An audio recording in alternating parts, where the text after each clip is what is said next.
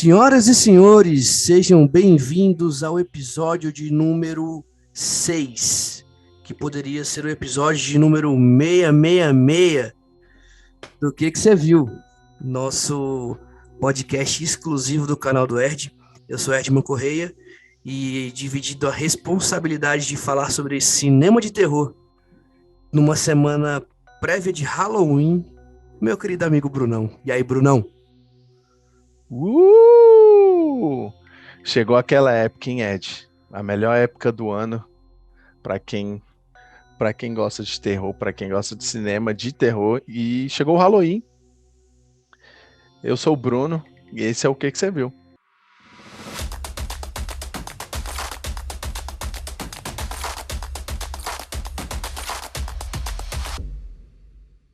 Antes de mais nada, obrigado aí já adiantado para você que está ouvindo a gente no carro, na academia, enquanto arruma a bolsa das crianças pro dia de amanhã, você que está no transporte público, enfim. Aproveita e segue a gente lá no YouTube, canal do Erd, Instagram, canal do Erd. Não esquece de avaliar aqui no Spotify, dar lá suas estrelinhas para que nosso podcast fique cada vez mais relevante e chegue para cada vez mais pessoas, né não, Brunão? Isso é super importante para a gente que vocês avaliem e que dê feedback, comente lá no nosso Instagram, no Instagram do canal do Erd.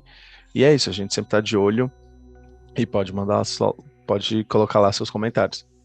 Hoje a gente tirou para fazer um episódio meio que sem literalmente roteiro pré-definido, sem uma estrutura pré-definida. A gente simplesmente decidiu falar, cara, vamos falar de terror e vamos falar do que vier na nossa cabeça. Então, já pedimos desculpas adiantadas se a gente esqueceu o seu filme favorito, seu diretor favorito, seu subgênero favorito, seu slasher favorito, tá?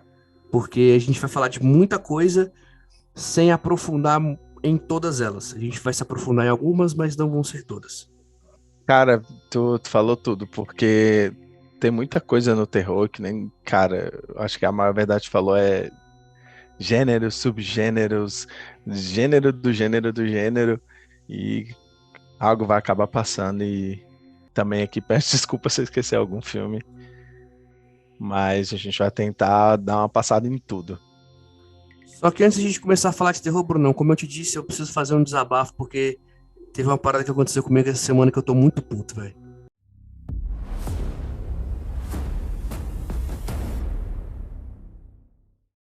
Antes de eu começar a contar o que aconteceu, eu vou contextualizar uma coisa aqui pra vocês. O ano era 2017.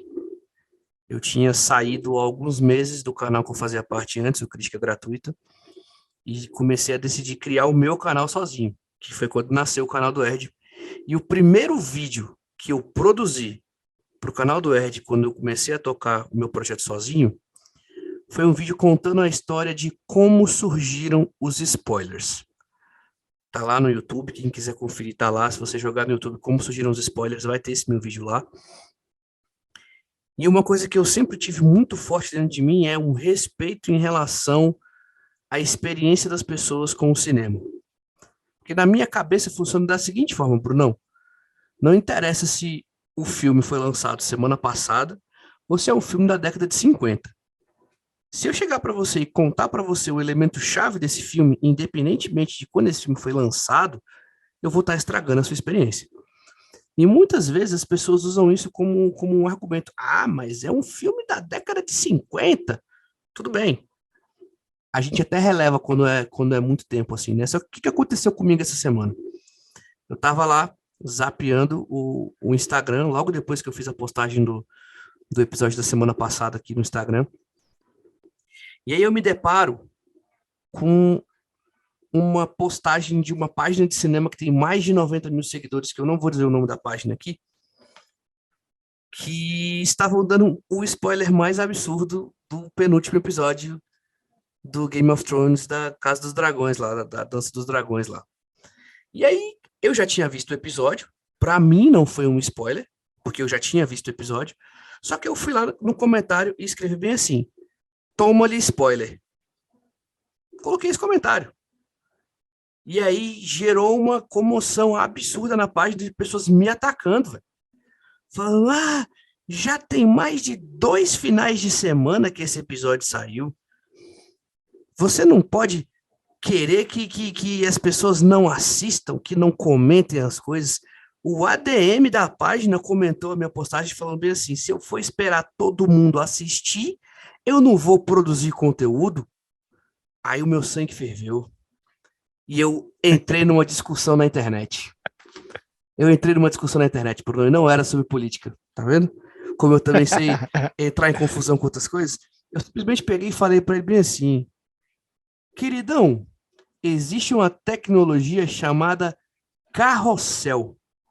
Você pode colocar a sua primeira postagem escrito bem assim: aviso de spoiler. E você coloca a caceta que você quiser depois. Você coloca a cabeça de quem você quiser sendo cortada depois.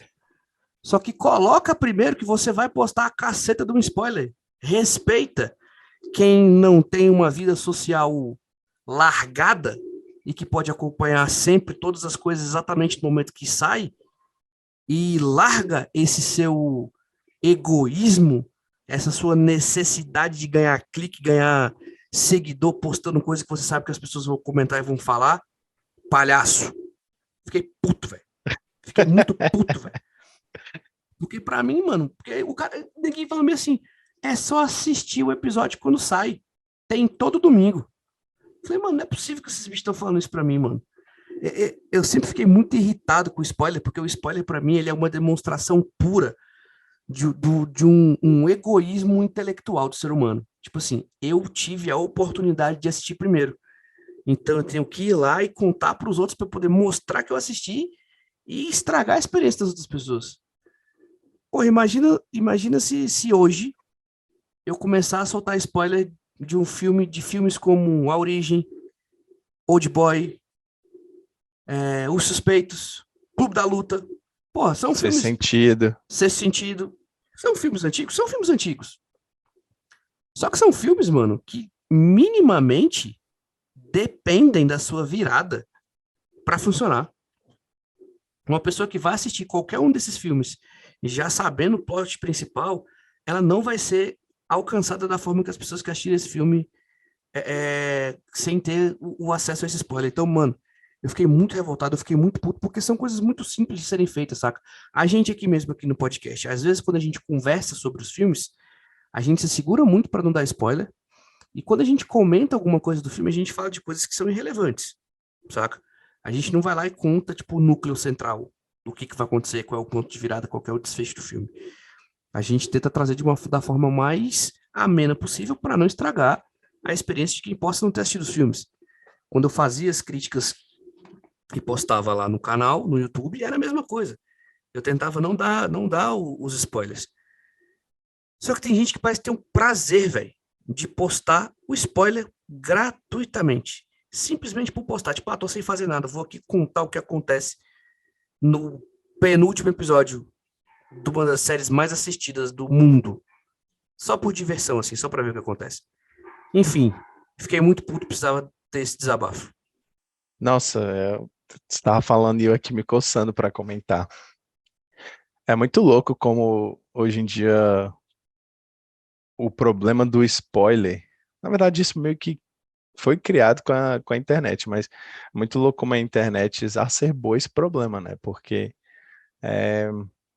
spoiler sempre existiu, sabe? Alguém comentando alguma coisa, mas antigamente era totalmente diferente o jeito que funcionava.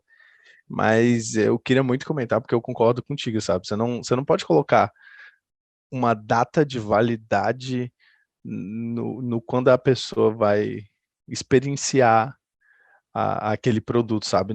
Você não pode chegar no cara e dar um spoiler de Cidadão Kane porque tem, sei lá, 80, 90 anos, sacou? A arte não tem validade, sabe? Eu posso ficar 60 anos, 80 anos, enfim, até o próximo da minha morte sem assistir um filme e eu ainda vou querer ter aquela experiência sem spoiler, enfim, sem estragar com algum fato que alguém falou, alguma cena. E eu concordo contigo, spoiler, spoiler pode ser de um dia, pode ser de horas, pode ser de anos. Para mim é sempre errado. E pra gente que é amante de cinema, então, pô, não, cara, não tem como defender spoiler, não tem como relativizar spoiler. E o que o cara fez foi meio idiota. Só que a internet é assim, né? O imediatismo da coisa acaba criando esses caras aí. Mas, que nem tu falou, é muito simples de resolver. Coloca um aviso de spoiler bem grandão, vermelho, pô. E taca-lhe pau no que você quer falar depois. E é isso, velho. Não é difícil, caraca. Se você é uma pessoa que gosta de dar spoiler e se diverte com isso, você é um babaca.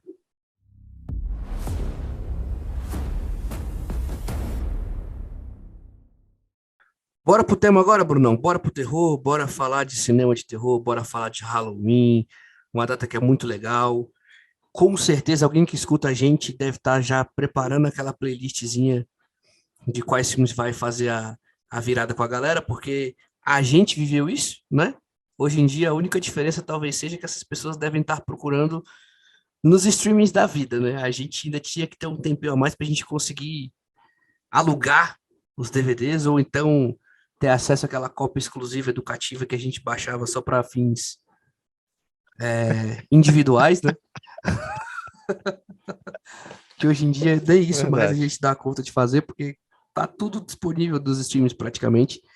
Só que muitas das coisas que a gente vai falar hoje pode ser que não esteja disponível, tá, gente? Então a gente vai falar livremente, a gente vai deixar os filmes aí, vocês vão tomando nota, o que interessar vocês, vocês procurem. Bora, Brunão. Bora Você, começar. você que é um mestre do tema, por favor, nos dê a honra. Mestre do tema é muito forte. Eu sou um entusiasta do tema. Perfeito, perfeito. Cara, eu acho que esse episódio mais livre, mais conversa de bar, não tem como não começar ele falando sobre os gêneros do terror, né? Eu acho que é importante começar com esse ponto, porque mesmo quem gosta de terror não gosta de todos os gêneros, sabe? Slasher, torture porn, ah, terror sobrenatural, terror psicológico, enfim. E eu queria dar uma passada por todos eles, assim, de tudo que eu consigo lembrar, de tudo que eu assisti. Eu não vou chegar aqui para vocês e falar tudo que foi lançado de terror no cinema desde o começo dos tempos, enfim, desde o começo do cinema. Mas é, é isso, eu vou falar de tudo um pouco e vamos lá. Aí, tipo, uma transição e tal. Quer Brunão, falar alguma coisa? só, Brunão, só antes da gente começar, me diz uma coisa. Aquela pergunta característica, né? Qual que é teu filme de terror favorito? E não vem Porra, muretar, aí. não. Não vem muretar, não. É chute é chute na porta e soco na cara. Filme de terror favorito, no peito, assim, plau, bateu, chutou, qualquer. Sem justificativa, só me diz qualquer. Porra, velho. Caraca, não tem como não muretar com essa. Não, se vira. Mas. Fala três, então. Não, vou colocar. Eu coloco o Exorcista.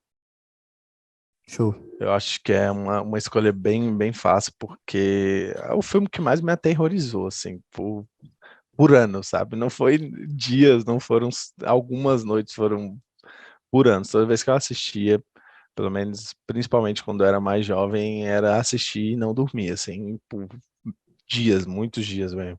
Show de bola. Então, Exorcista eu coloco fácil aí. Eu fico com o Drácula de Bram Stoker. O Drácula de Bram Stoker com... Drácula de Caraca, Bram Gary Stoker. Oldman, Exatamente. Keanu Reeves. Pra mim é. Porque pra mim o terror ele vai muito além do susto, sabe? Eu concordo muito com essa questão do medo. Só que o Drácula, pra mim, na concepção de construção do personagem Drácula como um todo o design de produção, eu lembro de ver aquilo quando eu era moleque, a transformação do Gary Oldman no Drácula e todo aquele relacionamento dele de manipulação e destruição, eu acho muito foda. Eu me amarro nesse filme. Cara, que bom tu falar ele, porque eu acho realmente um filmaço. E lá nas raízes do cinema a gente tinha os monstros clássicos, né, da literatura, o próprio Drácula. Você tinha, eu acho que um filme que era... Tu vai saber explicar melhor, Bela, mas você Bela tinha um Lugosi. Nosferatu, né, com Nosferatu ali já emulando o Drácula, você tinha o Frankenstein. Eu não sei se naquela, não sei como é que o povo chama hoje que é os monstros da Warner, né? Eu não sei se naquela época era, mas você tinha esses monstros Eu acho que era, cara. lá no começo do cinema. Eu acho que não sei se eles eram chamados de monstros da Warner na época, né? Mas, por exemplo, quando eu trabalhava na cultura e a gente vendia os DVDs do filme, eles vinham com esse selinho dessa coleção. O da Múmia, o Drácula, o Lobisomem, todos eles, o Monstro do Pântano, todos eles vinham com esse selinho de Monsters. Só Monsters, assim, tipo, e eram todos distribuídos pela Warner, né? Ah, O Drácula do Bela Lugosi, o que você falou aí do Nosferatu do Murnau, então, tipo assim, que é um dos principais filmes do expressionismo alemão que bebe muito do gênero do terror, né? Lá dos primórdios do terror é o expressionismo alemão. Então, tem muita coisa. Que tem, é uma infinidade de coisas para a gente falar. E, como eu disse, a gente não vai se aprofundar em tudo, porque a gente tem muita coisa para falar, então a gente vai falar mais das coisas que a gente gosta, das coisas que a gente rememora e é isso. Segue teu raciocínio aí, mano. Atrapalhei com a pergunta só para a gente poder começar trazendo um pouquinho do nosso toque pessoal. atrapalhou nada, tu ajudou, porque como eu falei, a gente tá mais livre, então eu tô aqui conjecturando ainda o que eu vou falar, mas foi muito bom tu falar isso, porque já que a gente não vai se aprofundar muito e vamos falar das coisas que a gente gosta, eu acho que uma das coisas que mais antigas no terror que eu me apaixonei é o Massacre da Serra Elétrica, já começando com um slasher. Se eu não me engano, o Leatherface ali no Massacre da Serra Elétrica foi um dos primeiros slash, ou talvez considerado o primeiro slash, assim, na fórmula certinho e tudo mais. Provavelmente teve outros filmes antes com assassinos caricatos que você conseguia definir como slasher, mas nada. Eu ia te pedir isso, para você dar uma definição do que é o slasher. Para quem tá ouvindo a Ah, gente e não sabe, o que seria o subgênero do slasher?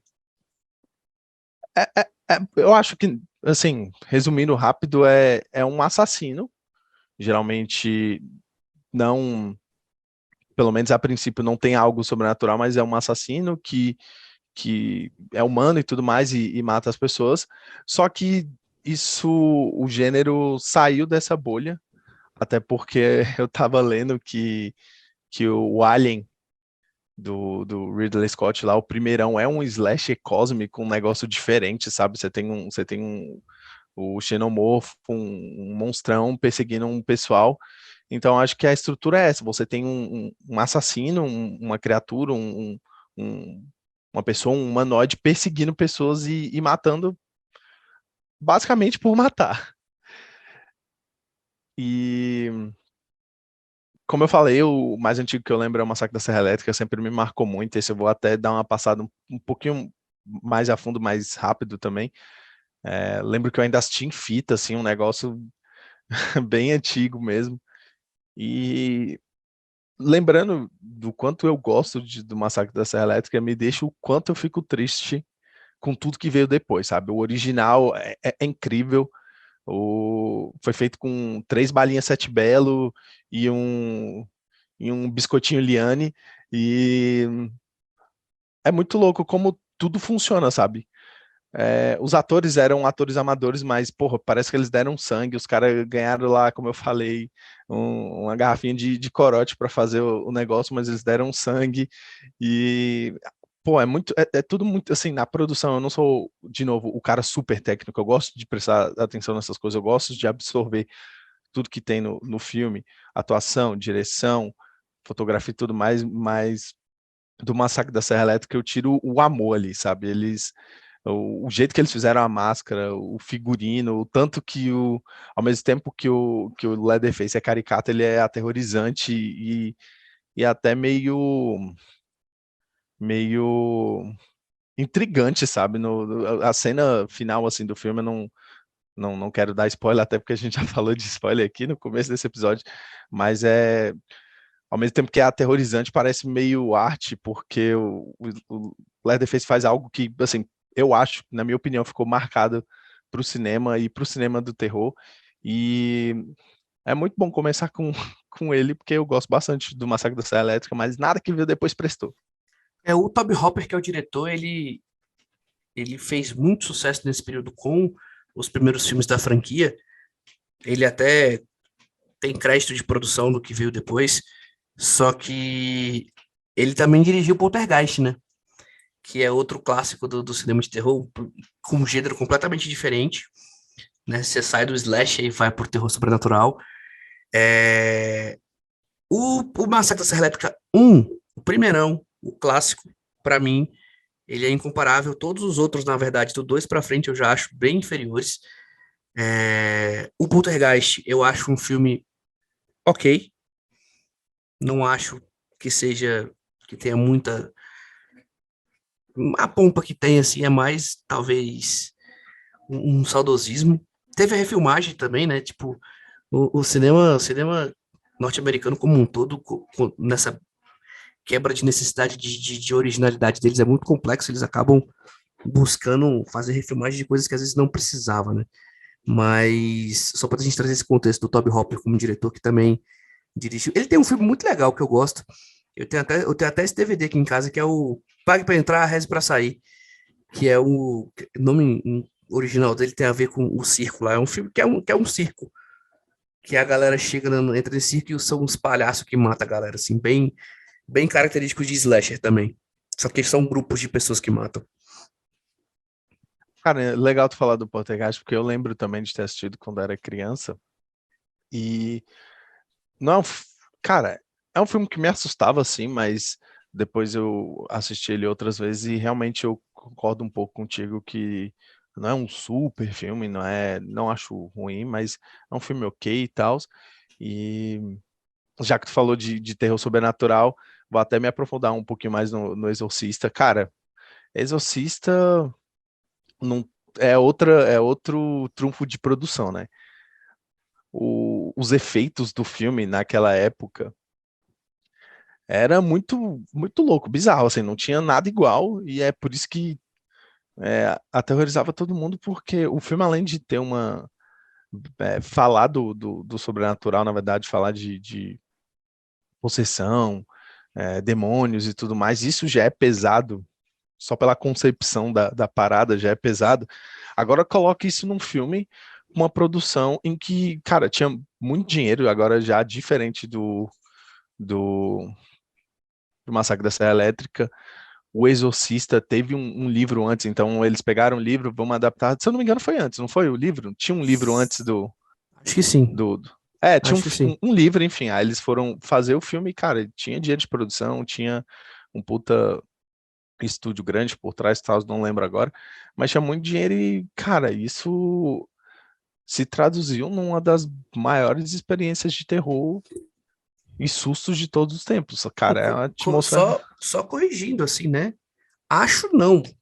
Sim, porque foi É, até, foi até um dos primeiros Oscars que o gênero de terror venceu, foi o Oscar de roteiro adaptado pro Exorcista, né? O, o, o então Oscar, o Oscar como sendo o principal prêmio da indústria cinematográfica, normalmente não dá muita bola pro gênero do terror como um todo. O terror sempre foi visto de uma forma muito mais marginalizada pela indústria, mas o Exorcista foi um dos primeiros filmes que quebrou essa, essa fronteira, né? Esse paradigma de que o terror não entra nas grandes premiações, porque é uma coisa absurda, né? Fora todos os mitos por trás da produção, como você falou, de tudo que aconteceu. A Linda Blair fez o filme menor de idade, teve até que esperar ficar maior para conseguir assistir o filme e tal. Então, assim, tiveram continuações que são, assim, um absurdo de existirem continuações para o filme. Era só o primeiro que vale.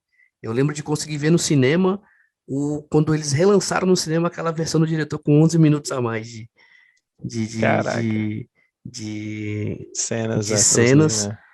E, para mim, é uma das trilhas sonoras mais absurdas da história do cinema como um todo, assim.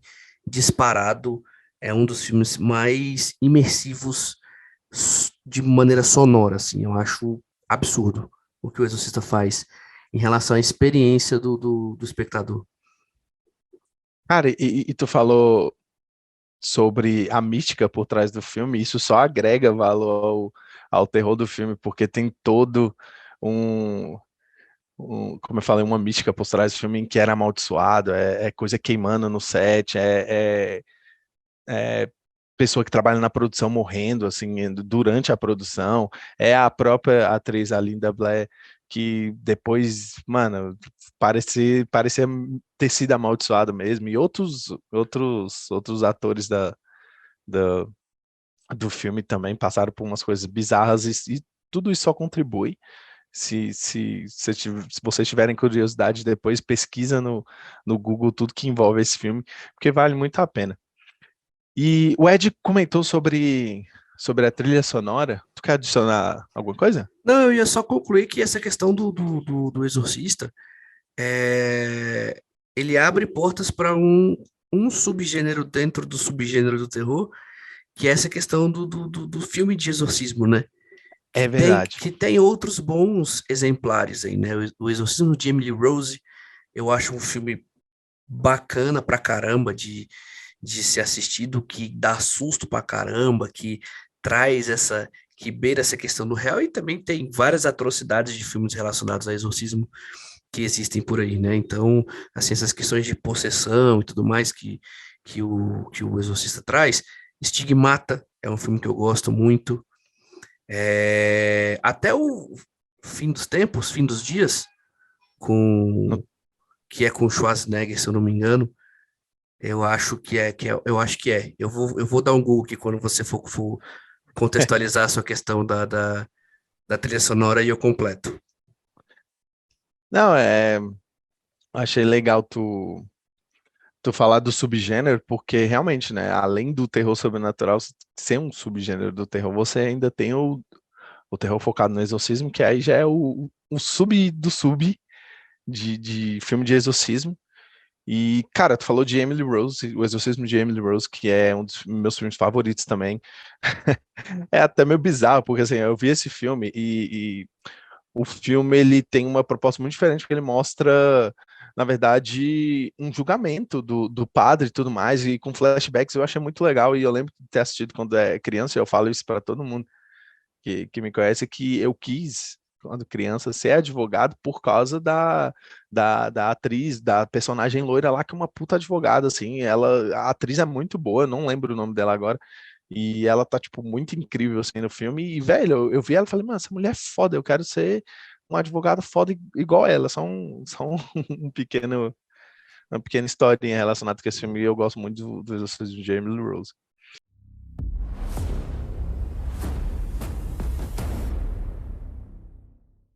Como eu tava falando da trilha sonora que o Ed puxou do Exorcismo, que tem aquela trilha que eu acho impossível ninguém conhecer. Eu não vou tentar emular aqui, às vezes eu até tento fazer um, mas eu não vou tentar aqui.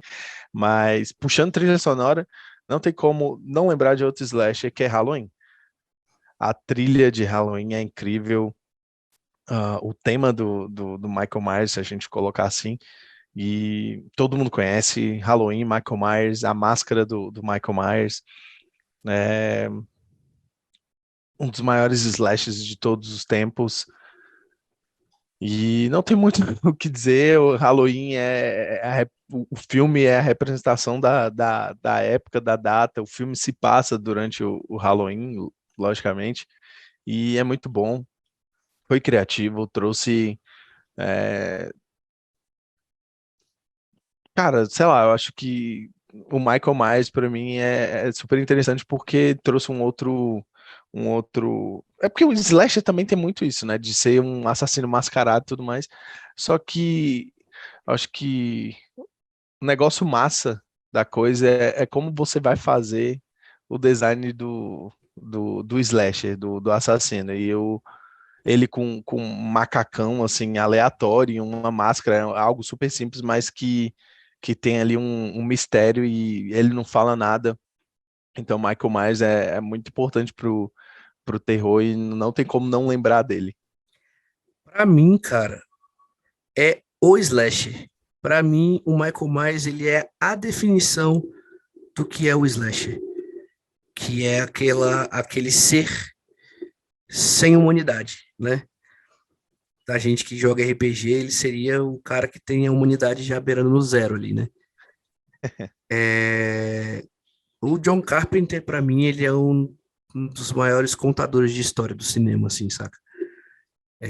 Grande parte dos meus filmes de terror favoritos passam pelo trabalho dele. E o Halloween não é diferente. O Halloween é perfeito, cara, de verdade, assim.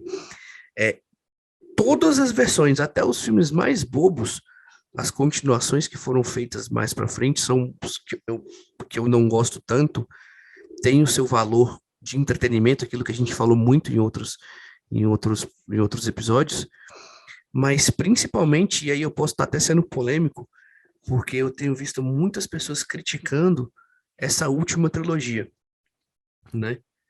Porque ela meio que começou a destoar um pouco do original, ter partido por um pouco mais da ação e tudo mais. Ainda não assisti o último, mas já vi muita gente criticando, porque parece que o filme toma decisões que vai por um caminho contrário ao que se era imaginado, que era esperado. Só que eu gosto muito dessa nova trilogia. Essa questão do design de produção, de como que você constrói o teu assassino, isso é genial, né? Você pega o Michael Myers ele tem uma máscara em cada filme, né? Então, assim, tem aquela cara mais queimada, ele tem aquela cara brancona, tem um que ele tem um cabelo penteado para trás, assim, meio Sim, bizarro. Mas sim. todas elas é a expressão do cara sem alma, saca? Do monstro sem alma. E a forma como eles constroem essa questão do Michael Myers de ser o assassino psicopata na essência, né? Tipo, o menino psicopata diagnosticado psicologicamente desde sempre, né? Isso é genial, velho. Vou trazer aqui um adicional para quem quiser. No Netflix tem uma série chamada, se eu não me engano, Como os Filmes São Feitos, alguma coisa relacionada a contar como os filmes são feitos. E uma das temporadas eles trazem como que o Hora do Pesadelo foi feito, que é o filme do Fred Krueger, e tem um episódio que é específico sobre o Halloween. Então eles contam exatamente como que foi a questão da produção, eles tinham pouco dinheiro, por que que o cara que atuou sendo Michael Myers, por que que foi ele, como que surgiu a ideia de construir a máscara do Michael Myers daquele jeito. Então, assim, é uma daquelas séries bem levezinhas, assim, 30 minutinhos cada episódio, dá pra assistir na hora do almoço, assim. Tu coloca lá e assiste, é muito legal pra quem quer conhecer um pouco mais sobre os bastidores das produções, e não é só sobre filme de terror, tá? Eles trazem como é que foi feito Jurassic Park, Dirty Dancing, De Volta para o Futuro, enfim. N filmes aí que são referência mundial. Eu quero comentar em cima de algo que tu falou, que é teu slasher favorito. Cara, eu não consigo escolher, é muito difícil, porque eu acho que cada um dos principais, eles têm sua, seu chamativo, sabe? O Michael Myers, eu gosto dele ser o assassino silencioso, o que o diretor faz questão da gente de colocar a gente na perspectiva dele, como se a gente estivesse usando a máscara dele, não só no começo do filme, quando ele é uma criancinha e tal, e assassina, enfim. Mas bem no comecinho do filme mesmo, assassina a irmã, acho que não. Primeira cena assim do filme. Cara, mas é muito difícil escolher, sabe? Eu gosto do Leatherface pelo fato da serra elétrica ser algo totalmente aleatório, assim, e até meio bizarro, até meio nada prático, mas a produção faz funcionar e é brutal, é foda. Mas não tem como a gente falar de Slasher sem mencionar os outros dois também que eu gosto muito. Os outros três, na verdade, mas principalmente os próximos dois eu gosto, que é o Fred Krueger. Cara, a presença dele, o fato dele atacar as pessoas no sonho, isso é genial, sabe? E para mim, de todos os filmes de terror, as mortes mais criativas estão nos filmes da Hora do Pesadelo, assim, são muito criativas, tirando uma outra morte, eu lembrei tu provavelmente vai lembrar também da boneca no final do filme sendo puxada pelo vidro da porta, é muito ridículo, mas, cara, eu lembro de mortes muito marcantes, mas a presença do Fred Krueger é muito foda, que as pessoas estão acordadas, estão no dia fazendo suas coisas, só que ele tá ali. Ele sempre tá ali, mas ele não precisa aparecer, ele não precisa fazer nada até a pessoa dormir. Que aí ele vem e realmente e se manifesta é, de uma forma muito massa, e sei lá, pra mim é muito diferente, sabe? O Michael Myers, ele tem uma presença legal, que é assim, como eu falei, ele é o assassino silencioso, ninguém vê, ele tá só andando assim e vê um vulto, ou ele tá sempre no escuro, ele tá sempre se aproveitando do, do barulho de outras coisas, seja de um cachorro, seja de carro passando, ele tá só andando, seja do próprio Halloween, ele se camufla no meio do Halloween. E diferente dos outros, o Michael Myers mata sem ninguém realmente sentir a presença dele, mas na hora do pesadelo com o Fred Krueger, quando as pessoas começam a entender mais ou menos o que é que tá acontecendo e tudo mais, o que é que tá acontecendo e tudo mais, e aí a presença dele é meio que onisciente, onipresente, porque uma hora você tem que dormir e ele tá ali, mas ele não tá, e o pessoal fica com medo, tipo, caraca, eu não posso dormir, que é algo tão necessário para o humano a gente, durante o dia de trabalho, sempre dá umas pescadas e o Fred Krueger tá lá nesses momentos, antes de pescar e quase pescando, ele já tá ali antes e quando a gente pesca, ele tá lá para matar. É genial, assim, para mim é genial. Isso que você tá falando sobre o Fred Krueger é mais um subgênero do subgênero, né? Que seria o slasher sobrenatural, né?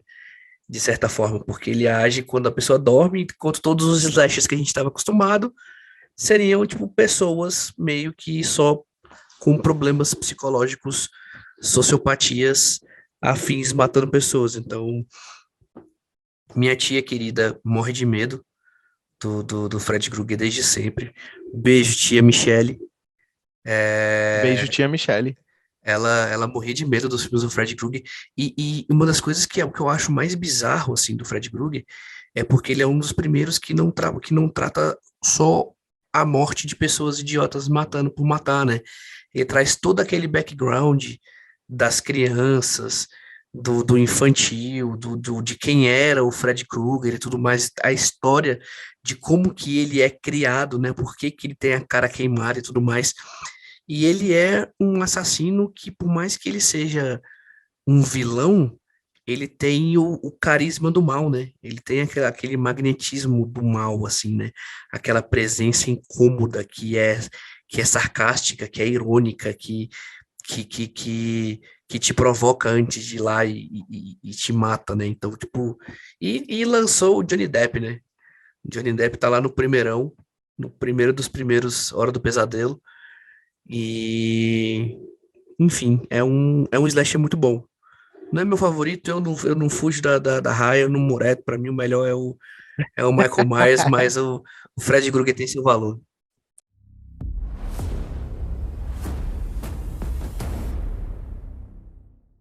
Cara, o outro assassino que eu acho que tem essa presença foda, o outro slasher é o Chucky. E a gente comentou aqui brevemente em um outro episódio, é o Chucky de Brinquedo Assassino. E pra mim ele é outro que tem uma presença foda, porque diferente do Fred, do Fred Krueger, que meio que tá pairando sobre a atmosfera ali do filme, não, o Chuck tá em todo lugar o tempo todo, e ao mesmo tempo ele não tá, porque ninguém sabe que é ele que tá fazendo as coisas, o jeito que o Chuck faz as coisas é colocando a culpa nos outros, e igual o Fred Krueger, ele é sádico, ele gosta de brincar, até porque enfim, o nome do filme em inglês é Child's Play, então o Chuck gosta de brincar com a presa, gosta de brincar com o psicológico, começa a fazer as pessoas pensarem que estão doidas, e eu acho muito massa do jeito que o Chuck age nos filmes, sabe? Nos primeiros, principalmente, porque até ele se revelar completamente, ele fica brincando com a família, tirando a família de idiota, assim. Ele é sádico, não tem outra coisa pra dizer. E é um assassino abaixo do radar, é um brinquedo, velho. É um brinquedo. E entra também no que o Ed falou de um slasher sobrenatural, né? Apesar que todos, uma hora ou outra, acaba indo pra caminho, como mais um que a gente vai falar agora, que não tem como esquecer ele também. Só que eu não gosto tanto assim como eu gosto desses dois, mas acaba sempre indo para esse lado. Eu gosto muito de Brinquedo Assassino, e para mim, cara, o Chuck junto com o Fred tá acima dos outros, assim, sabe, na minha opinião. E pra gente talvez é, sair logo dos slashes, vamos falar de Sexta-feira 13 e Jason.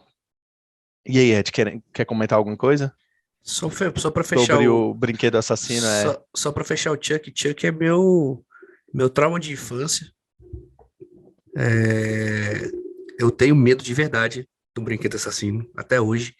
Eu tenho um pouquinho de receio da figura física dele, assim, medo mesmo, assim, tipo de travar e gelar.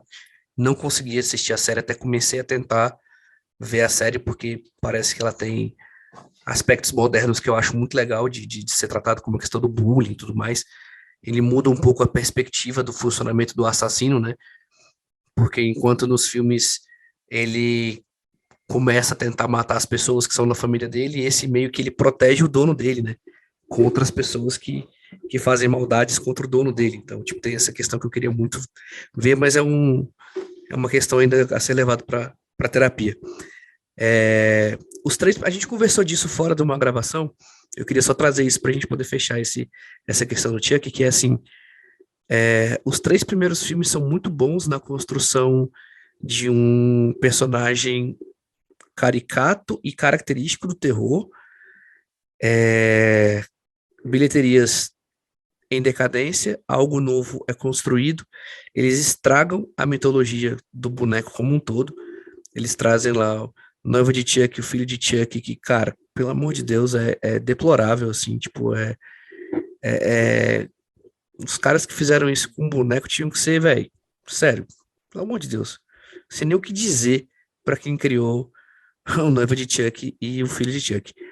Mas eles voltam com o Cult of Chuck, né?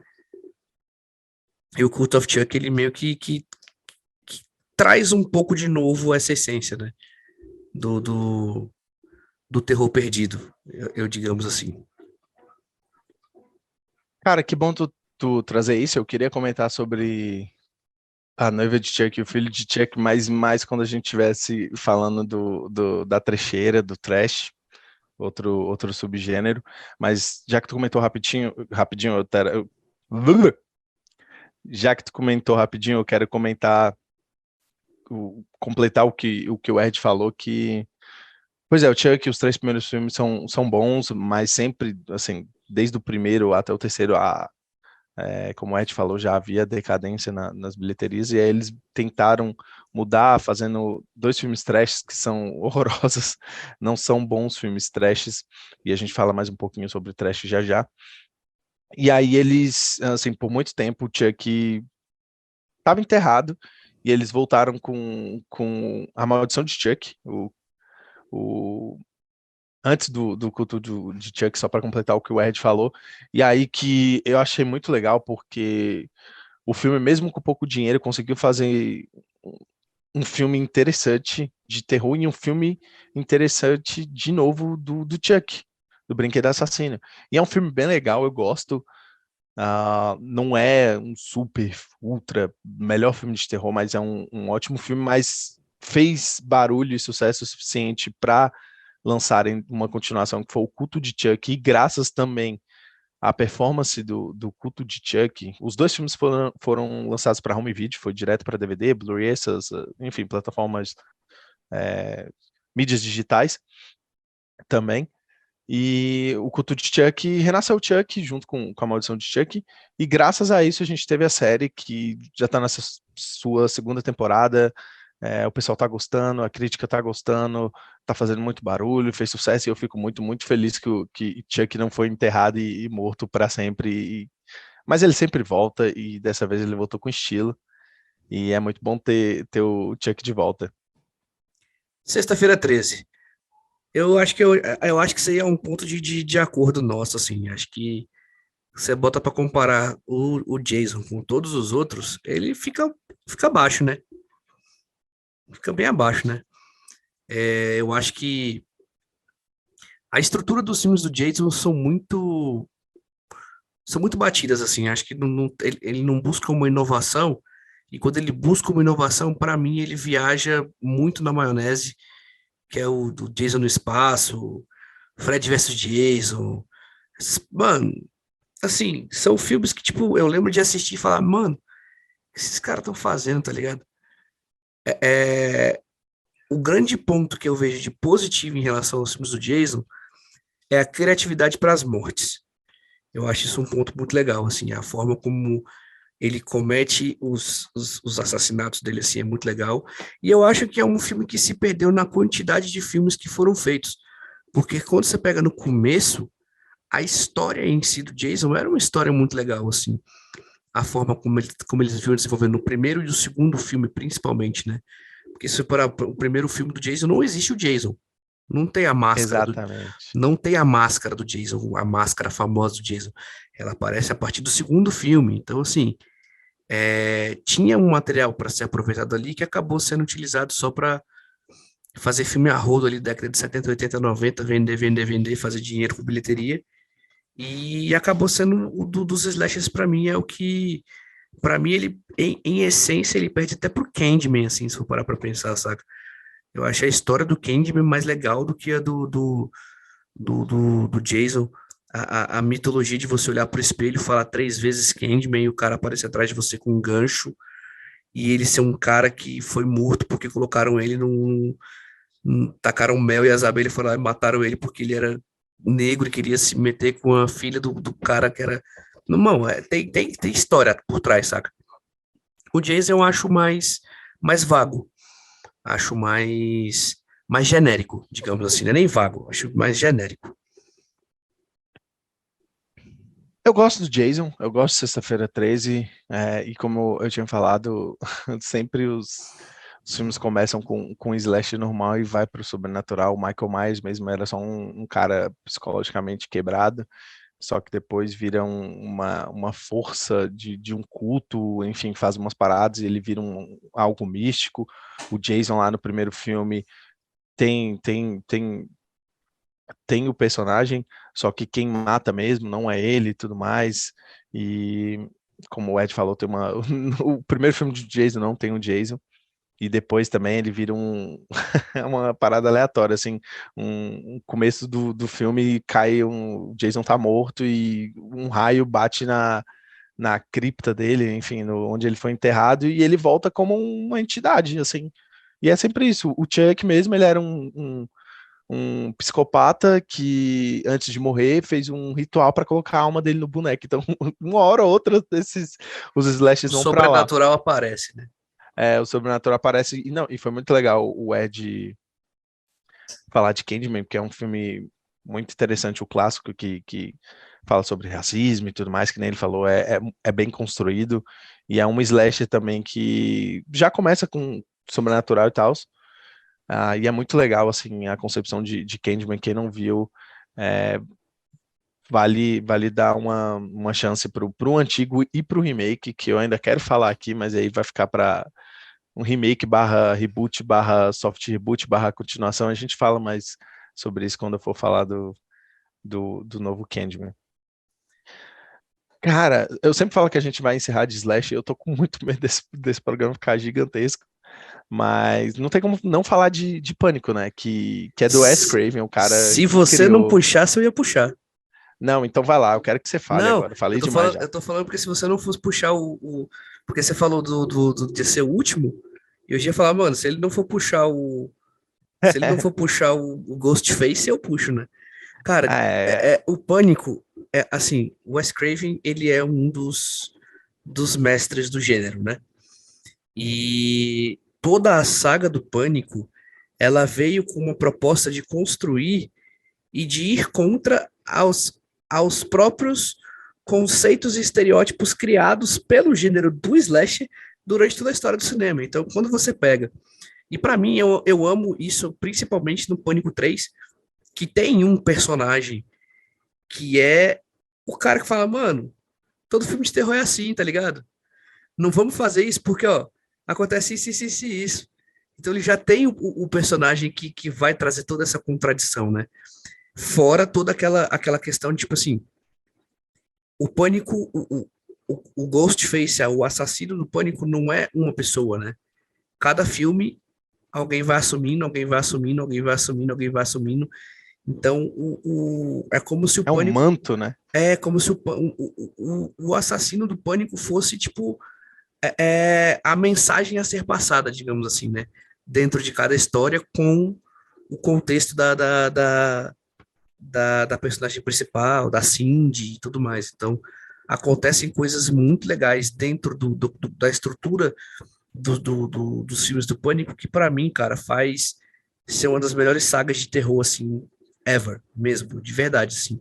Eu gosto muito de como ele trabalha esse universo juvenil, digamos assim, adolescente, de uma maneira completamente diferente de como esse universo era tratado no Sexta-feira 13, no Massacre da Serra Elétrica, no Halloween, até no Hora do Pesadelo, digamos assim, né?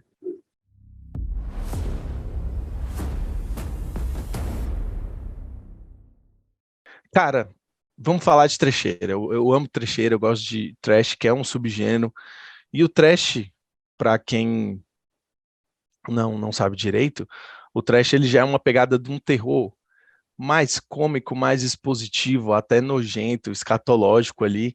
Ele tem o trash é justamente para fazer umas cenas nojentas que pode ter muito sangue, mas pode ter muito, como eu falei, coisas escatológicas, tipo vômito, cocô e outras coisas e tudo mais, é algo nessa pegada.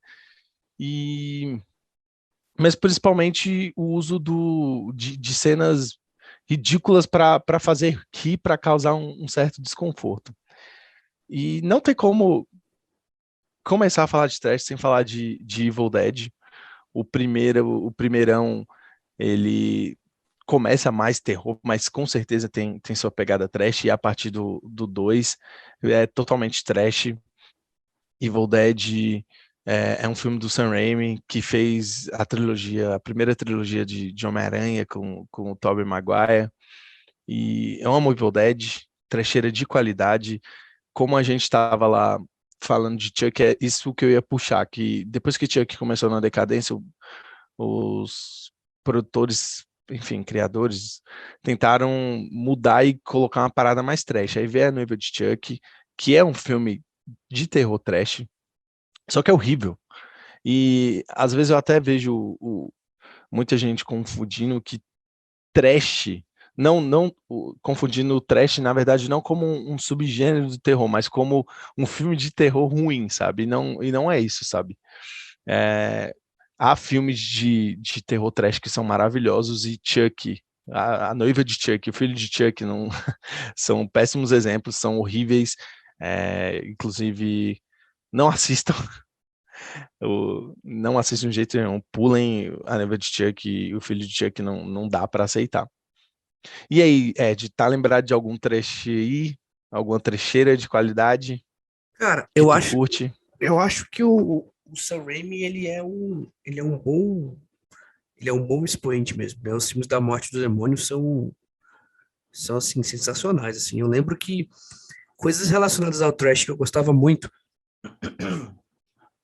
eu lembro que passava na Band, velho, os episódios do Creep Show, que eram mini historinhas de terror, todas ligadas com coisa de trash, que era até uma caveira que apresentava o programa, assim, era uma coisa que marcou muito minha infância.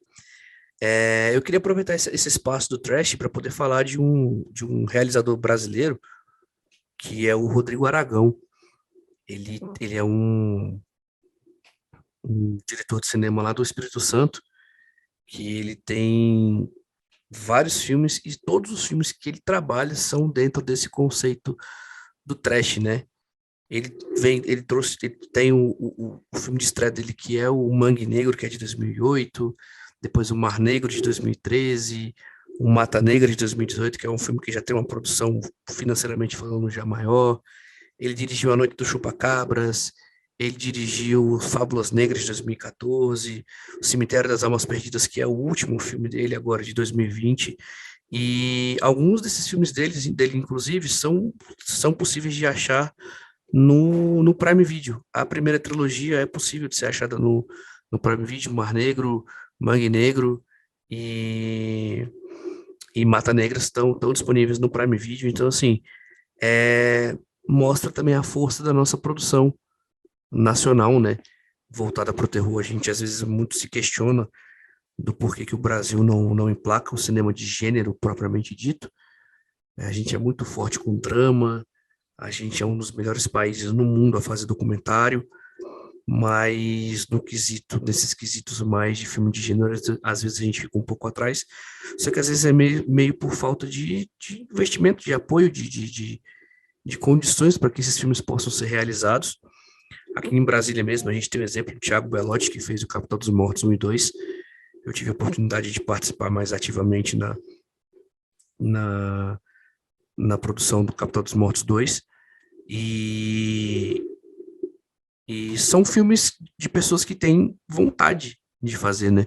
Que vivem e respiram amor pelo cinema, assim. Então, eu não podia deixar de trazer o Rodrigo Aragão como um dos exemplos aí do trash nesse momento que a gente está falando sobre esse subgênero.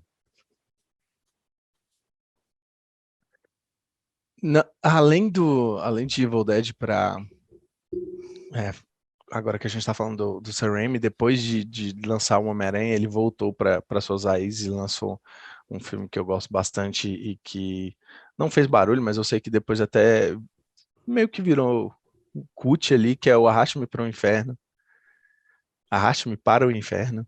Eu falei tão rápido que saiu um pro inferno. Mas cara, é um filme muito legal. Ele voltou assim para mim no auge do estilo, no auge do estilo dele, no auge do estilo trash.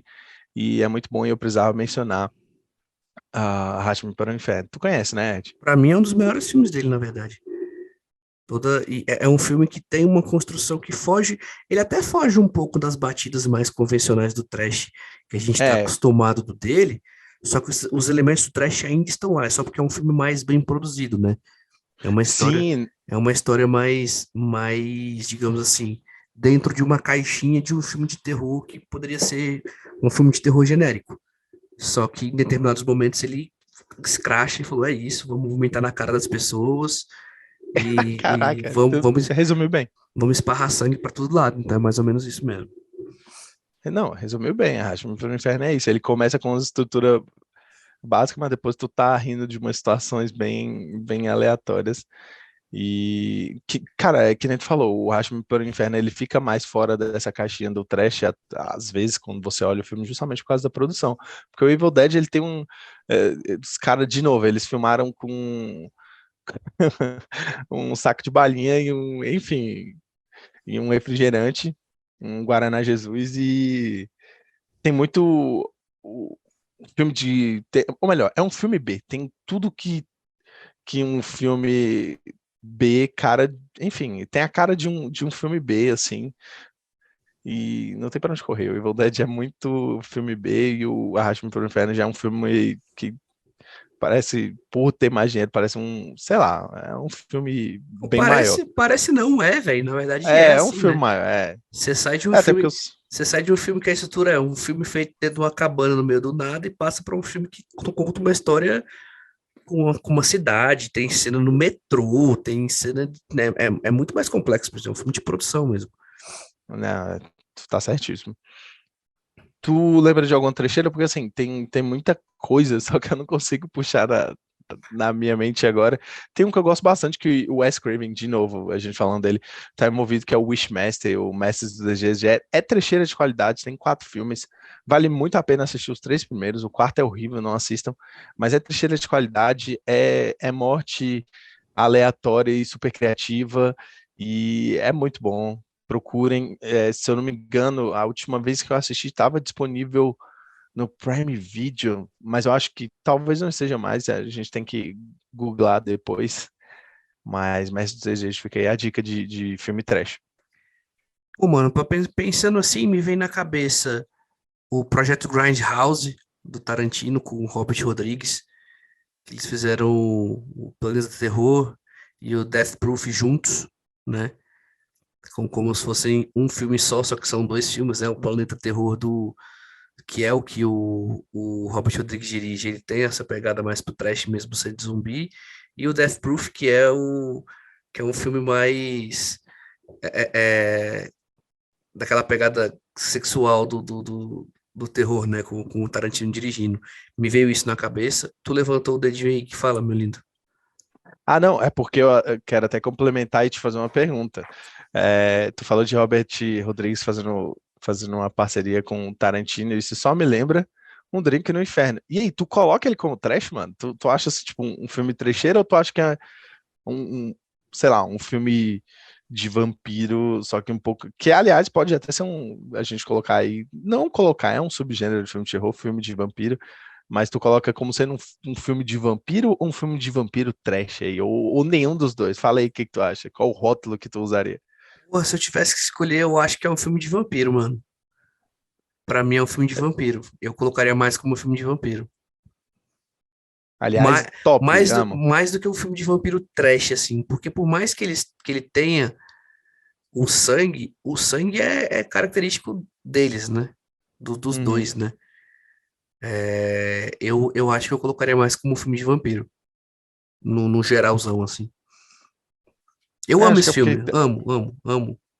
A série, inclusive, quando saiu a série no Netflix, inspirada na história original, a primeira temporada é muito boa, só que a segunda temporada se perde completamente. Cara, eu lembro dessa série, eu preciso ver. Eu não cheguei a ver, mas eu vi que ela tinha sido feita e tudo mais, e eu preciso ver. E eu gosto muito do filme. Eu fiz o questionamento porque às vezes tem umas ceninhas que eu acho um pouco mais engraçadas, mas eu acho que é mais da escrita do Robert Rodrigues mesmo, né? Apesar de ser uma parada um pouquinho mais cômica, não é pra ser também Sim, super cômica e tal. sim, sim, sim, sim.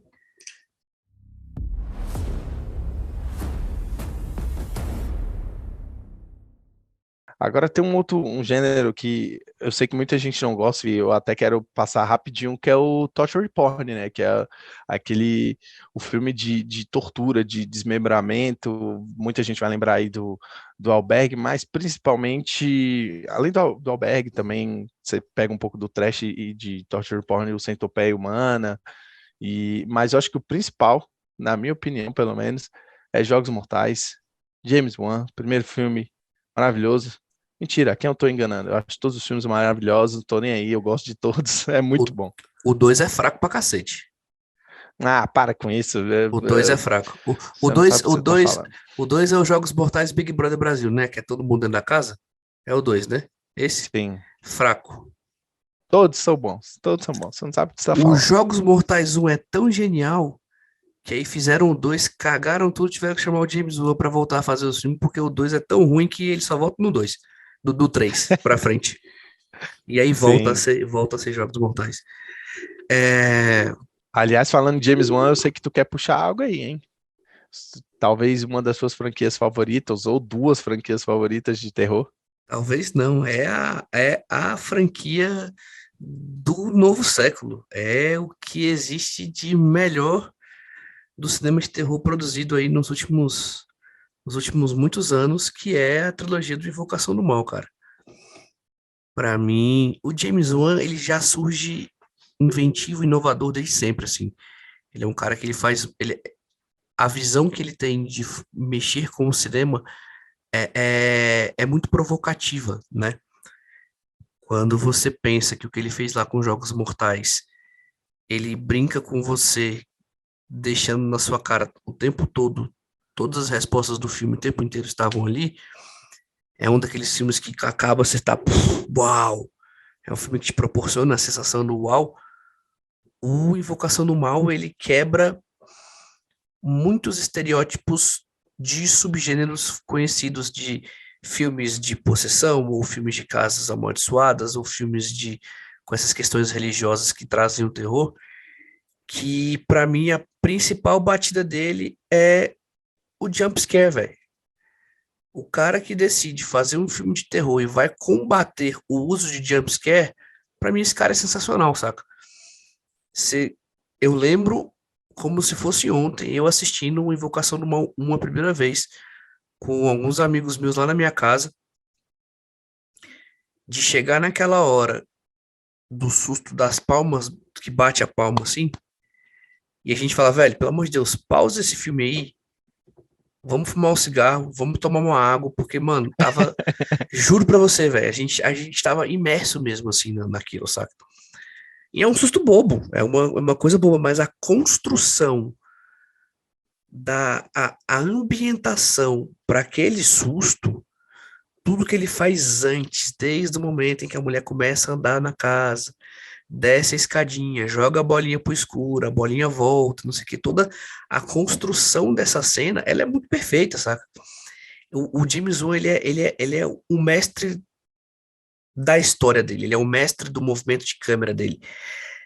O primeiro eu acho um filme perfeito, assim, sem tirar nem pôr. O 2 eu já acho que ele tem uns deslizes, aí, principalmente em questão do abuso dos usos de efeitos visuais. Eu acho que ele dá uma exagerada ali com algumas cenas que abusam um pouco do CGI para poder assustar, e ele já começa a trazer alguns jump scares mais bobos, digamos assim. O 3 eu acho que ele já recupera muito disso no terceiro filme.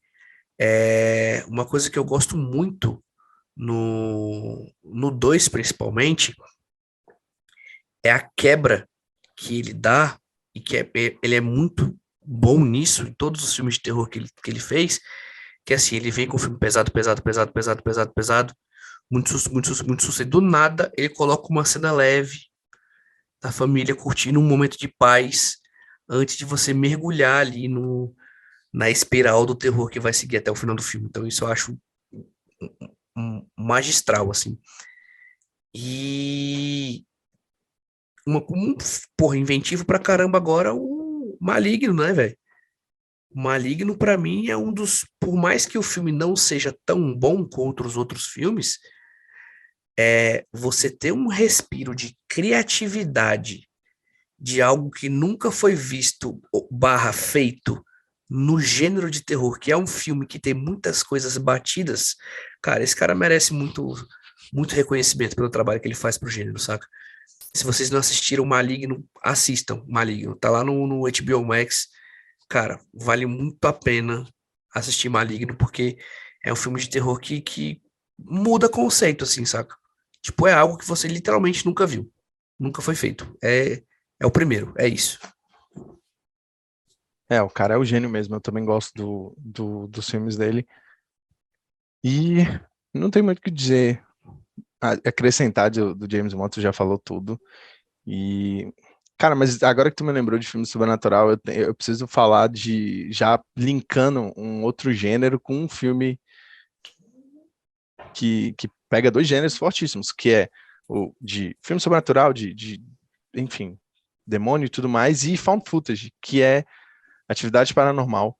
Eu gosto muito do primeiro e do segundo. Eu acho filmes também que reviveram o found footage pegando algo que já estava em voga, que foi os filmes sobrenaturais, que, cara, é basicamente só o que tem sido lançado, são filmes sobrenaturais.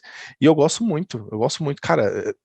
O 2, principalmente, assim, eu fiquei uma semana sem dormir, assim, já adulto, velho, já velho, assim, eu já tô meio velho e eu fiquei sem dormir por causa de filme, é inacreditável, sabe? Eu gosto muito de Atividade Paranormal 2, principalmente do 2.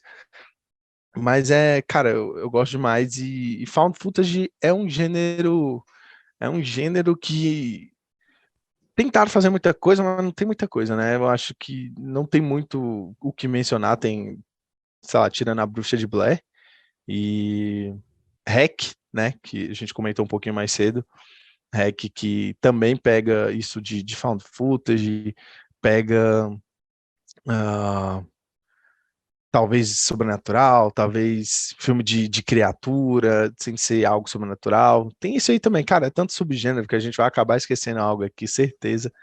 Mas dentro do Found Footage, assim, o que eu consigo lembrar é Bruxa de Blair, Hack e Atividade Paranormal. Tu consegue lembrar de mais alguma outra coisa aí?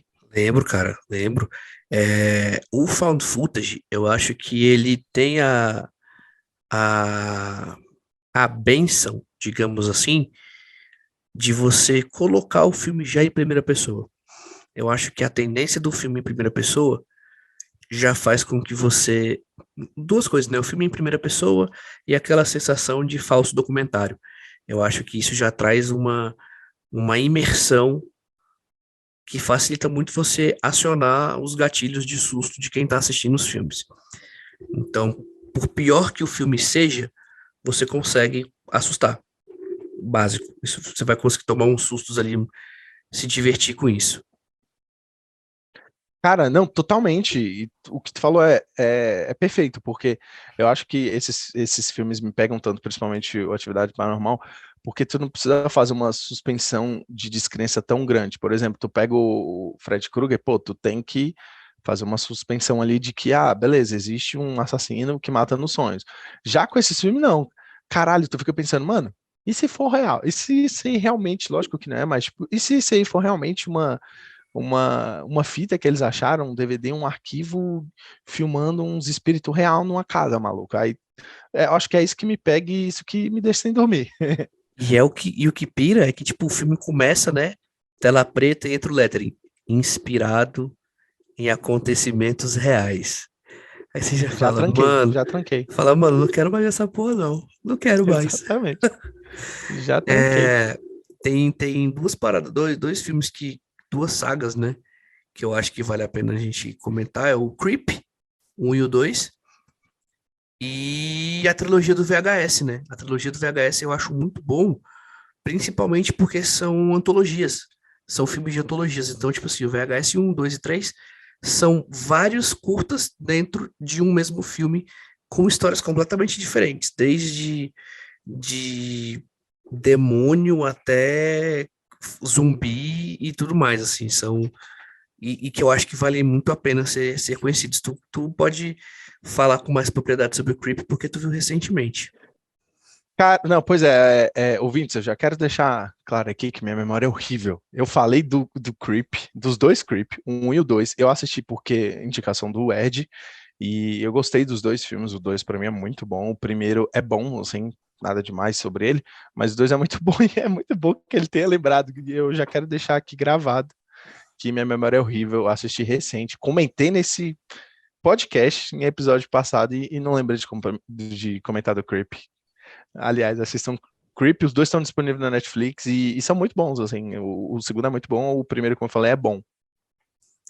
Eu acho que de Found Footage, na essência, vai ser isso, cara. É o Bruxo de Blair 1, o 2 é uma bosta. Atividade Paranormal, todos são legais, até os mais recentes, que são mais fracos, são legais de assistir. REC 1, 2 e 3, muito bons. O 4 já dá uma viajada absurda. O REC 1 e 2, principalmente, são sensacionais. Então, ficam essas dicas aí de Found Footage para vocês.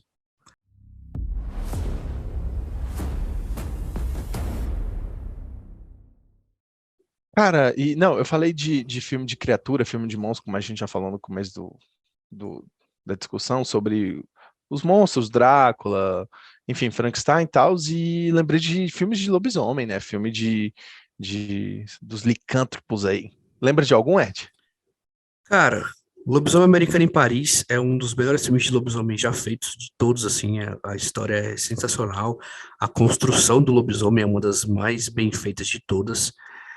Trazendo para esse contexto de filmes de monstro, eu acho que o sul-coreano, O Hospedeiro, é um, é um exemplo único de como uma criatura pode ser utilizada desde uma história dramática, onde os personagens são bem desenvolvidos e o terror não é criado unicamente por estar ali para assustar ou coisa do tipo.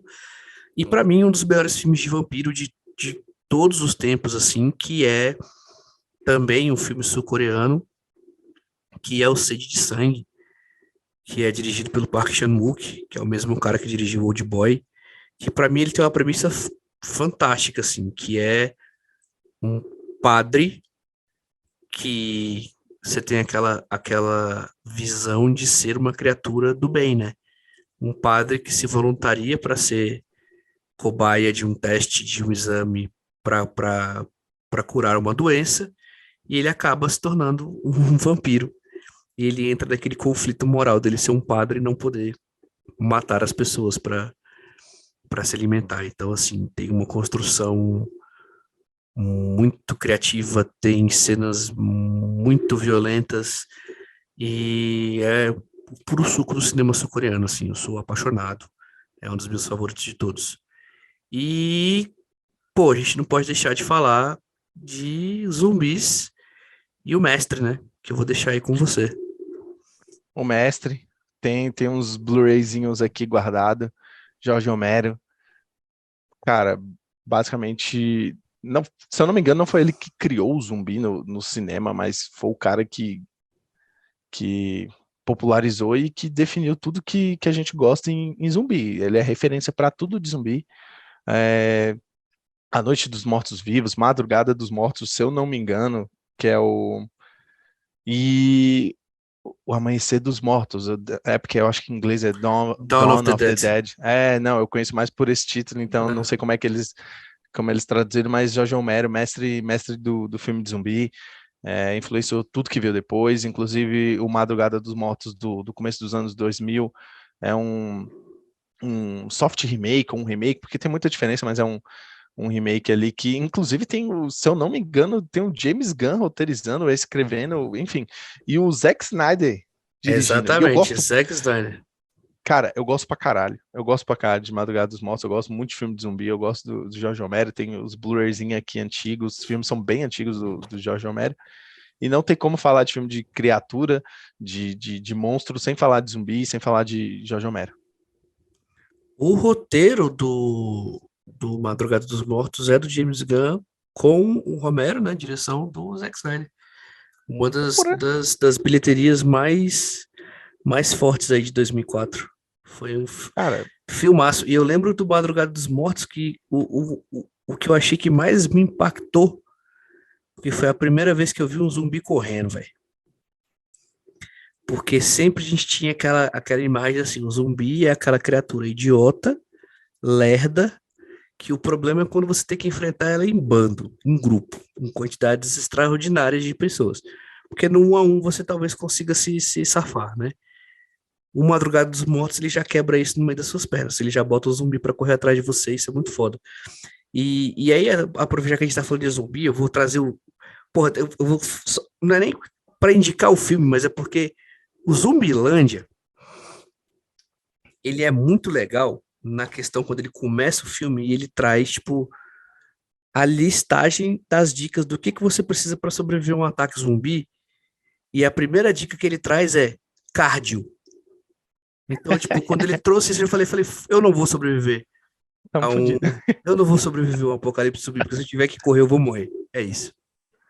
Não, pois começou o filme, eu já falei, não quero ver mais não, porque eu sei que já ofendeu o meu orgulho aí Eu vou com essa morrer. primeira regra. Vou morrer. Eu vou morrer. Posso puxar aqui Não é nem pra gente discutir muito um subgênero ou algo do tipo, mas é porque tem dois filmes de terror que eu queria muito comentar, aproveitando que a gente tá falando desses episódios, que são dois filmes, inclusive, que eu pretendo gravar crítica para o canal específico sobre eles, que são dois filmes franceses de uma diretora da Júlia Ducournau, que é o Raw, que veio para o Brasil como Grave, e o Titane. São dois filmes de terror esquisitíssimos, estranhíssimos, que fazem parte de um subgênero do subgênero, que é o novo extremismo francês. O novo extremismo francês ele foi nomeado dessa forma porque aí no começo dos anos 2000, a França começou a lançar muitos filmes de terror dentro do aspecto dessa questão da tortura, do sadismo, do sofrimento, e principalmente utilizando personagens femininas como protagonistas, né?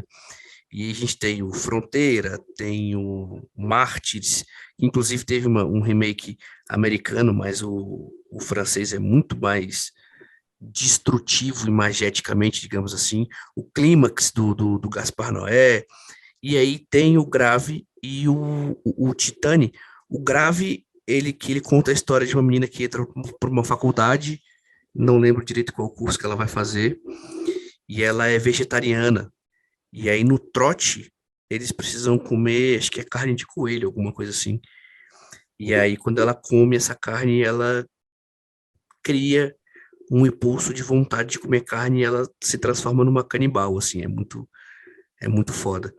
E o Titane é um filme muito estranho, mas que de uma forma muito estranha eu gostei muito do filme, que conta a história de uma personagem que quando ela é criança ela sofre um acidente de carro com o pai e ela acaba criando uma conexão muito forte com os automóveis. Em determinado momento ela tem uma relação sexual com um carro e ela engravida do carro, só que em paralelo a isso ela é uma meio que uma psicopata e ela tá para ser descoberta e ela decide assumir o papel um garoto que desapareceu quando era criança, falando que ela é a criança que estava desaparecida, porque senão ela ia ser presa. E aí ela acaba entrando na vida de um bombeiro como filho desse bombeiro e ela tem que esconder que na verdade ela é uma mulher, que na verdade ela tá grávida e coisas muito estranhas acontecem assim. Esses dois filmes eles têm uma pegada mais bem entre aspas, tá? Porque eu não gosto desse termo, mas é porque fica mais claro de a gente entender. Ele tem pegadas de cinema mais arte, que ele é mais leve, eles não têm tantos sustos, as cenas de morte, de sangue, de sofrimento, elas são muito mais cruas, digamos assim. Elas acontecem sem trilha sonora, com planos sequências, com planos mais abertos. A construção não é muito voltada para te dar susto, mas são filmes muito incômodos de serem assistidos, assim. E que eu acho que caberia ficar a dica aqui, a sugestão, para quem quiser ver uma coisa diferente aí. O Grave, ficou assim em português, eu acho ridículo essa tradução. Por que que não colocou cru, né? Coloca É, cru. que é do Raw, né? Colocava cru. Não, não, grave. E Titane. O Titane eu sei que tem na MUBI. O Raw, quando eu assisti, estava na Netflix. Eu não sei se ainda está. Então fica a dica aí para vocês. E também, se quiser dar um Google aí, novo extremismo francês, vai ter muito filme bizarro para vocês maratonarem aí no Halloween.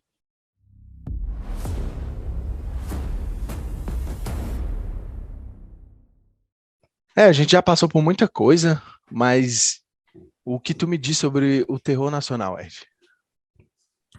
Cara, voltando um pouquinho daquilo que eu te falei sobre quando eu falei na parte do trash, que eu falei do Rodrigo Aragão, eu acho que esse gênero no Brasil, ele ainda não tem talvez a força que ele poderia ter por questões mais de políticas públicas voltadas para investimento no audiovisual como um todo, digamos assim, né? Eu acho que a nossa cultura como um todo no Brasil, ela foi meio que sucateada nos últimos anos, e a falta de incentivo para que as pessoas consigam trazer isso à vida dificulta um pouco mesmo, né? A gente tem festivais de cinema aí no Brasil que são específicos voltados para o gênero terror.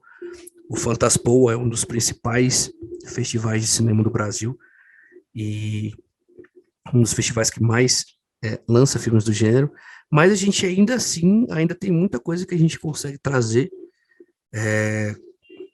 começando, se a gente for falar, o Zé do Caixão é uma figura conhecida internacionalmente, vários e vários e vários filmes, né, um personagem icônico dentro da nossa história do cinema, e de coisas contemporâneas que talvez sejam fáceis de vocês encontrarem nos streamings, eu indicaria O Animal Cordial, Quando Eu Era Vivo, As Boas Maneiras, Sinfonia da Necrópole. O Animal Cordial é um filme protagonizado pelo Murilo Benício. Ele é dono de um restaurante que recebe alguns clientes já no final do expediente, na hora de fechar o restaurante, e o restaurante é assaltado. E daí para frente se desencadeia um, umas paradas bizarras, assim. Tem o Irandir Santos, tem a Camila Morgado, tem um elenco, assim, fantástico. O Quando Eu Era Vivo é um dos filmes de terror mais estranhos que eu já vi, assim, nacionais. Ele tem a Sandy interpreta uma das personagens, com o Antônio o filme é com o Antônio Fagundes também. A gente tem As Boas Maneiras, que é um filme de lobisomem nacional. É um filme que conta duas histórias em um. É um filme com a Marjorie este ano. Tá disponível no Prime Video. É, é um filme sensacional. É um filme dirigido pela Juliana Rojas e o Marco Dutra, que é uma dupla assim de produções incríveis. A Juliana Rojas, inclusive, ela tem uma, um dos primeiros filmes que ela fez, que é o Trabalhar Cansa. É um filme, é um terror social muito interessante. Esse já talvez esteja um pouco mais difícil de encontrar, mas o outro filme dela que eu ia sugerir, que eu até comentei, é o Sinfonia da Necrópole, que é um musical. É um musical, conta a história de um cara que ele consegue um emprego graças a um parente, e ele vai trabalhar num cemitério, que esse cemitério está começando um processo de liberar vagas de túmulos que não estão sendo mais visitados por ninguém, para poder abrir novas vagas para receber novos corpos, né? E só que esse cara que vai começar a fazer esse trabalho, ele tem medo de gente morta. Então, o filme ele traz um pouco do humor. Ele é um musical, ele tem cenas de musical mesmo, galera cantando música, fazendo coreografia, dançando e tudo. Só que contando essa história de como que a galera que trabalha no cemitério lida com os mortos e tudo mais. Acho que são filmes dos últimos anos aí, já dos anos 2010 para frente, que valem muito a pena serem conhecidos. A filmografia nacional como um todo não se resume só a isso, mas eu quis trazer alguns que eu acho que são os mais relevantes, que seriam de fácil acesso aí para vocês que tiverem vontade de assistir o filme de terror produzidos no Brasil.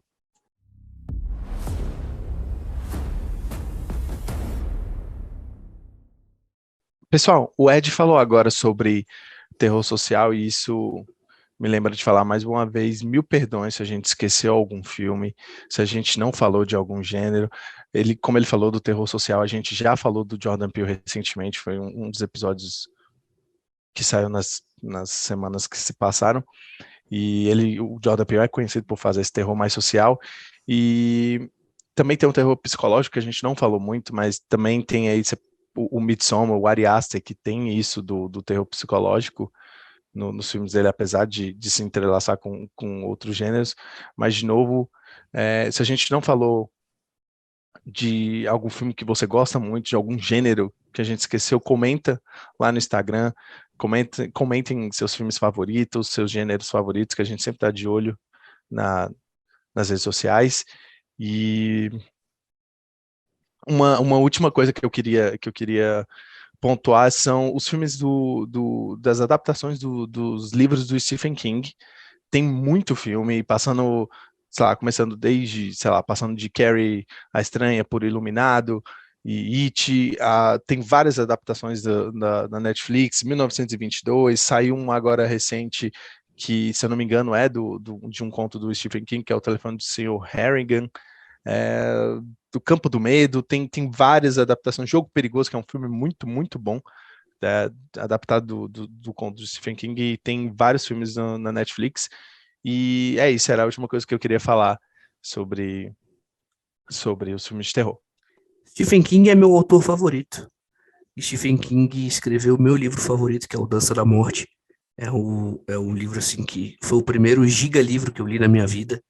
E eu lembro de ter ficado encantado como ele trabalha o terror contando a história do bem e do mal numa situação de fim de mundo, assim, o mundo está acabando e as pessoas estão se dividindo em dois grupos.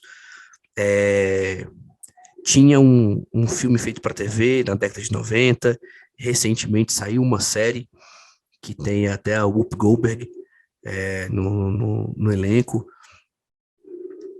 Stephen King, cara, é um mar de infinidades dentro do terror, assim. E contos e livros completos, né, que são abordados. Todos esses que o Brunão falou, assim, que são os mais famosos, né? Mas ele tem Cujo, que é o filme do cachorro que prende a galera dentro do carro. Ele tem o Christine e o Carro Assassino. Christine. Ele tem o Mangler, que é o que eu falei, que é o da máquina de lavar assassina. Ele tem Voo Noturno, que é o dos vampiros no avião. Ele tem. é, Cara, enfim, tem muita coisa. Muita coisa. Tem muita Muita coisa. coisa. Isso daria, fica aí o convite para a gente fazer um episódio de Stephen King. E só um pequeno disclaimer: eu e Brunão, a gente decidiu não falar sobre a A24, porque a gente pretende fazer um episódio sobre a A24. A A24 é uma produtora que teria muitos filmes de terror, como a gente já falou, principalmente Midsommar, Hereditário, até A Bruxa, é, que- o Farol e tudo mais. Só que a gente conversou antes, a gente falou, cara, não vamos trazer esses filmes agora, porque eu acho que a gente pode fazer um episódio falando da produtora como um todo. Então fica só esse pequeno aviso para vocês que esse episódio vai vir. E quem sabe pode vir um episódio do Stephen King também, porque eu acho que o episódio do Stephen King cairia bem aí mais pra frente.